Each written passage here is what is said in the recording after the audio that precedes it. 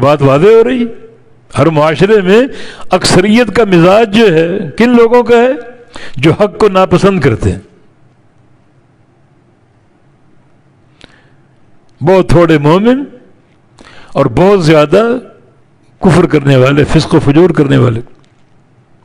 اکثرہم للحق کارہون.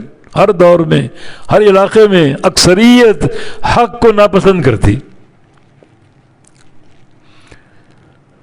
کبھی حق کو تعداد کے پیمانے پر مت تولو. کچھ لوگ کہتے ہیں کہ پاکستان میں ہم 90% ہیں. 90% ہماری تعداد. یہ معیار حق تو نہیں. اور جہاں اہل حق 90% ہوں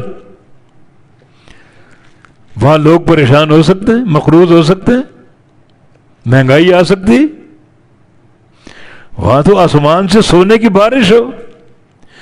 90% افراد حق پر.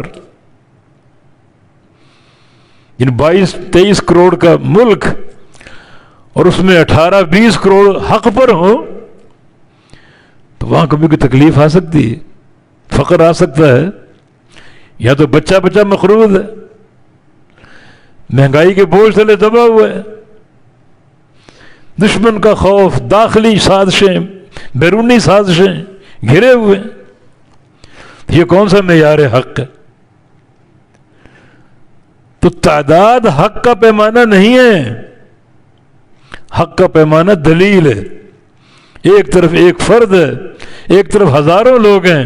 اس فرد کے پاس اگر دلیل موجود ہے تو وہ حق ہے، وہ جماعت ہے، اور مقابلے کے ہزاروں لوگ ناحق ہیں، باطل ہیں.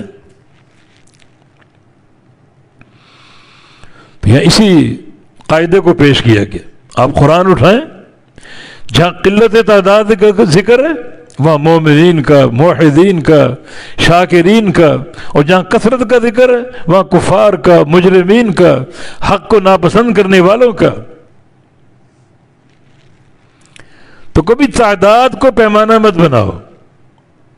معیار حق دلیل ہے، اور دلیل دو چیزوں کا نام ہے، کتاب اللہ و سنت رسول اللہ صلی اللہ علیہ وسلم.